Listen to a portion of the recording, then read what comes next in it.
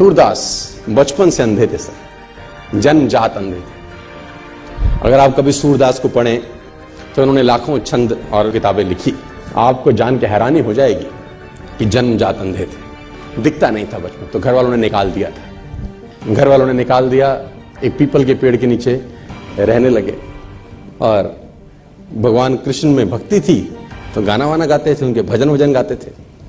तो मथुरा आगरा हाईवे के ऊपर मंदिर है बहुत सारे, अगर आप कभी गए हो तो, है ना। Have you ever been to those temples? Mathura Agra highway है ना, वहाँ कृष्ण जी के बहुत सारे मंदिर हैं। वहाँ पर गुलाब के फूलों की माला मिलती है, जहाँ आपने देखे होंगे, है ना। Have you ever been? आप में से कोई गया है ना, गए हैं ना आप लोग?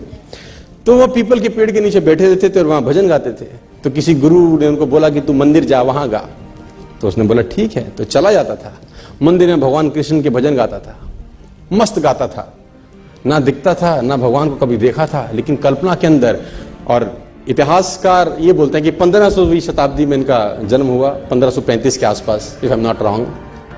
आज से 500-600 वर्ष पहले ये इस धरती पे आए, मथुरा में रहे और भगवान के भजन गाते थे। और इतिहासकार ये कहते हैं कि इनको भगवान के दर्शन होते थे। भगवान कृष्ण जब ये भजन गाते थे, इनका भजन सुनने के लिए आते थे। कितना सच है कितना झूठ मुझे नहीं पता, लेकिन आई बिलीव। मैं किसी चीज को नकारता नहीं हूं, जो बात है कहीं ना कहीं हुई होगी शायद। और घटना ऐसी हुई इनके जीवन के अंदर कि जिसमें उथल पथल मचा दी बहुत लोगों के जीवन के अंदर, कि जब ये मंदिर में जाते थे तो मंदिर में इनको नजर नहीं आता था। तो जब वो भगवान का श्रृंगार होता है हर सुबेरे, तो ये पंडित को, जो वहां का पुरोहित है, उसको बोलते थे कि ये पीले रंग के कपड़े अच्छे नहीं लग रहे भगवान पे। तो pandit was shocked, how it is possible for a blind man to see. उसने बोला ये पीला रंग अच्छा नहीं है। तो उसने बोला कि तुझको कैसे दिखाई दिया? उसने बोला मुझे सब दिखता है, आंखों से नहीं दिखता तो क्या, मन से तो देखता हूं, रोज मिलता है मेरे को। तो he was surprised, it is not impossible. तो अगले दिन फिर श्रृंगार होता था, बोलता हाँ, ये हरे रंग का कपड़ा क्या जचता है भगवान।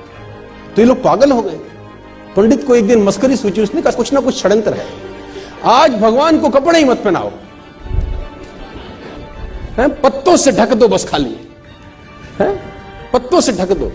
तो जब पत्तों से ढक के श्रृंगार हुआ और पर्दे हटाए, तो सूरदास वहां गा रहे थे और गाते गाते बोले भगवान भी गरीब हो गए, आज पत्तों में आए हैं। तो एवरीबडी वाज शॉक्ड कि how it is possible for a blind man to सी।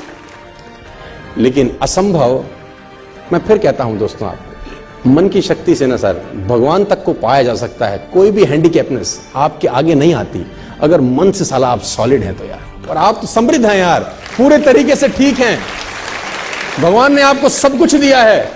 एक आदमी ने कहा मैं बहुत गरीब हूं, तो मैंने कहा एक आंख निकाल दे 50 लाख देता हूं। तो उसने बोला कैसी बातें करते हो? मैंने कहा गरीब है, गरीबी दूर करते हैं, और दोनों दे दे तो 1 करोड़ का सौदा हो जाए। उसने बोला नहीं सर ये कैसे पॉसिबल है? तो मैंने कहा चल दोनों हाथ भी दे, 5 करोड़ और ले ले। तू तो कह रहा गरीब हूं, तेरी गरीबी मिटाता हूं। कह रहा ऐसे तो मैं बहुत अमीर हूं।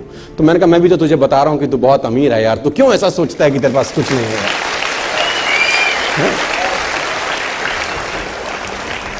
और भगवान ने सूरदास को दर्शन किए। आप सूरदास के बारे में पढ़ें, छंद पढ़ें तो आपके रोंगटे खड़े हो जाएंगे। कुएं में नहाते नहाते गिर गए, कहते हैं एक दफा। जब कुएं में नहाते हुए गिरे, अंधे थे, नजर नहीं आता था, तो पानी में गिर गए।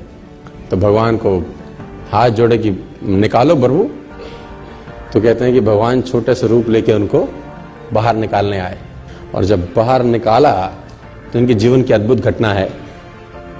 तो हाथ पकड़ा हुआ था भगवान, तो उन्होंने जैसे ही वो हाथ का स्पर्श किया, इनको समझ में आ गया कि आज आदमी आ गया है। जो अब तक सिर्फ ख्वाब में दिखता था वो आज आ गया। तो उसने कस के पकड़ लिया, वो समझ में आ गया कि आज हाथ मौका लगा, आज मत छोड़। तो कहते हैं भगवान ने झटके से हाथ छुड़ा दिया। तो सूरदास का एक बहुत बेहतर दोहा है सर, अपने साथ लेके जाना, खतरनाक दोहा है।